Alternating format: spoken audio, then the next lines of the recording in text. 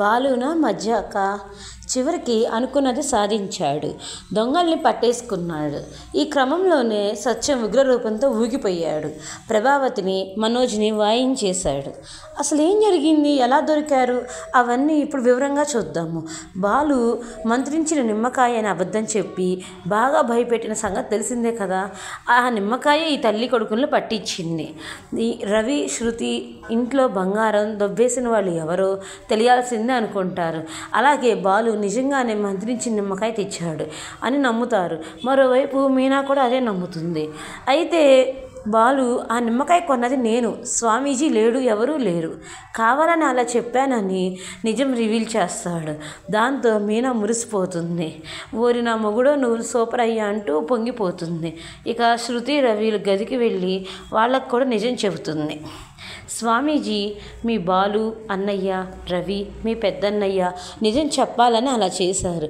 మీరు బాగా గమనించారో లేదో కానీ గదిలోంచి కూడా రావడం లేదు.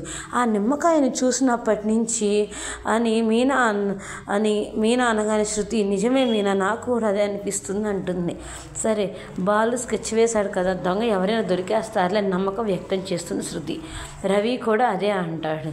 మరోవైపు మనోజ్, ప్రభావతి చేతులు వంకరపోతున్నాయి, మూతి వంకరపోతుంది, నాకు ఏదో అయిపోతుందని ఒకరిని ఒకరు చూసుకొని భయపడుతుంటే రోహిణి వచ్చి మీరెందుకు భయపడుతున్నారు, బాలు అలా చెప్పి ఉంటాడు అంతే, గుడికే పోని బాలుకి పూజారి, స్వామీజీ అవన్నీ ఏం తెలుస్తాయి అంటూ తిట్టి భయపడద్దు అని ధైర్యం కూడా చెబుతుంది రోహిణి.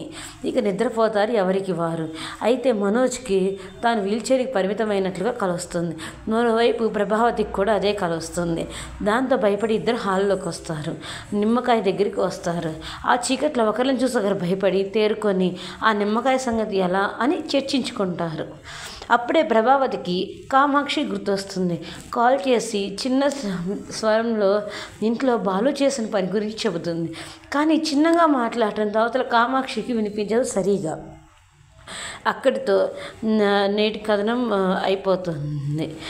కమింగ్ అప్లో ప్రభావతి, మనోజ్ ఇద్దరు నిమ్మకాయలు తీసి బయట కప్పెట్టేయాలని అనుకుంటూ ఉండగానే లైట్స్ వెలుగుతాయి. బాలు, సత్యం, శృతి, మీనా, రవి ఎదురుగా ఉంటారు. నిమ్మకాయలతో సహా దొరికేస్తారు.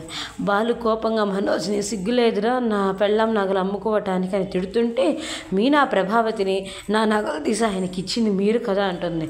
దాంతో ప్రభావతి కోపంగా ఏం వాగుతున్నావే అని కొట్టబోతుంది. వెంటనే సత్యం ప్రభావతిని పట్టుకుంటాడు. లాగి యువతలకు తోసేస్తాడు. వెంటనే సత్యం ముందు నిలబడి నగలు అమ్మేశావా అంటాడు. బాలు ఒకటి ఇవ్వబోతుంటే అవును ఆ నగలు అమ్మేసింది నేనే అని చెబుతాడు. అంతేకాదు ఈ విషయం అమ్మకు కూడా తెలుసు అని ప్రభావతిని ఇరిగించేస్తాడు. అక్కడితో ఎపిసోడ్ అయిపోయింది. నగలు ఇచ్చింది అమ్మే అని చెబుతాడు ఏమో, కానీ దొంగలైతే దొరికేస్తారు. చూద్దాం ఏం జరుగుతుంది, మరిన్ని వివరాలు నెక్స్ట్ ఎపిసోడ్లో చూద్దాం.